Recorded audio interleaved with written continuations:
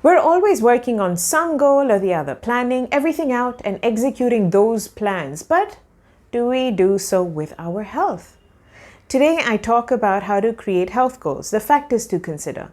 So this was originally a podcast, but I think as this channel of mine grows and I speak about health, it seems important to include this topic in a video format.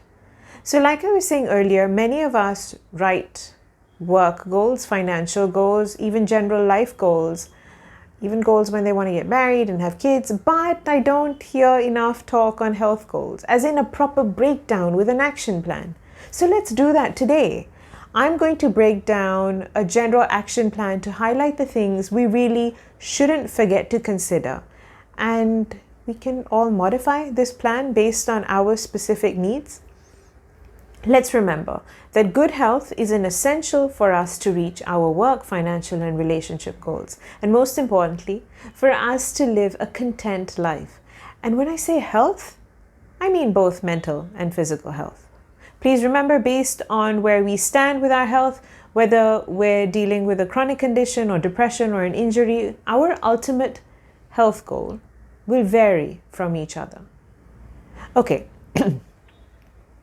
Okay, so here's my basic plan for you to build upon based on your needs. Number one, understand how you feel currently, both mentally and physically, and then ask yourself, how would you like to feel? It might be a good idea to note these thoughts down with the date so that you can look back at it later and probably compare. Number two, see a doctor and discuss this.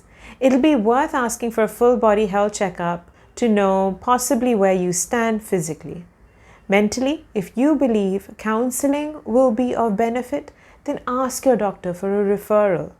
Number three, get the full body checkup done and identify your problem areas with your doctor and your mental health expert.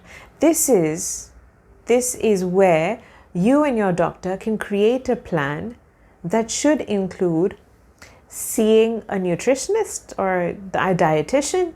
Reworking your diet is an essential part of good mental and physical health. And I think I say that quite often about diet, but food has the ability to alter the way we feel about our body overall. The changes can be felt through a possible reduction in pain and improved energy levels. Plus, I can say this from experience, when I'm sticking to a healthy diet, I feel happier because my mind isn't as foggy and my energy levels are better. It also helps to reduce the troubling chronic illness symptoms I go through. The next is seeing a physiotherapist. A physiotherapist will be able to assess your pains and any other issues with stiffness or an injury or even pain caused by a chronic condition.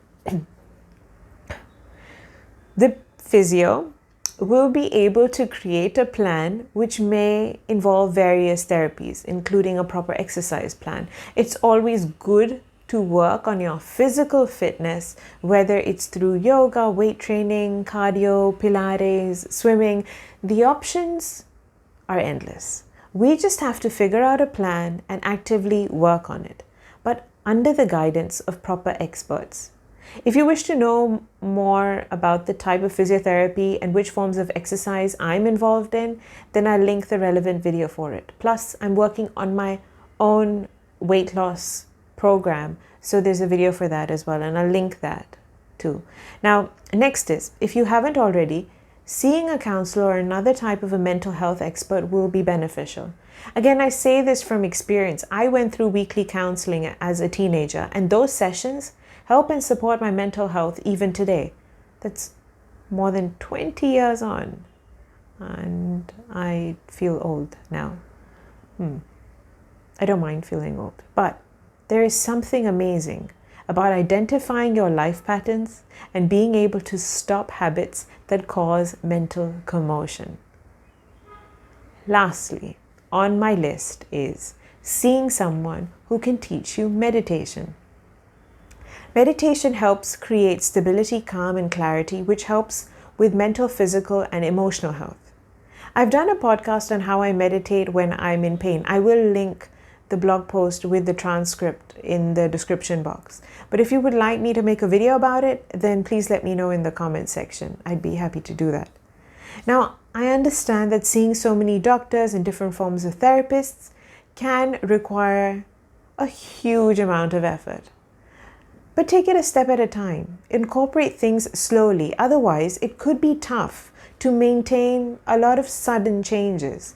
We should set ourselves in a way that we are able to reach and maintain our health goals through consistency. And that won't happen if we overwhelm ourselves. So a quick recap.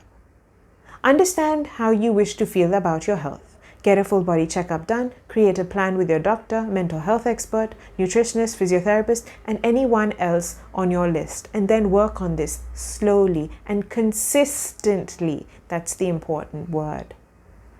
Also, it won't make sense to set an unrealistic timeline for this. It should be slow and steady, but be genuinely committed. Like I said, consistency. So now, create a realistic daily schedule for yourself under the guidance of medical professionals. Oh, and here's one last factor that we forget to consider.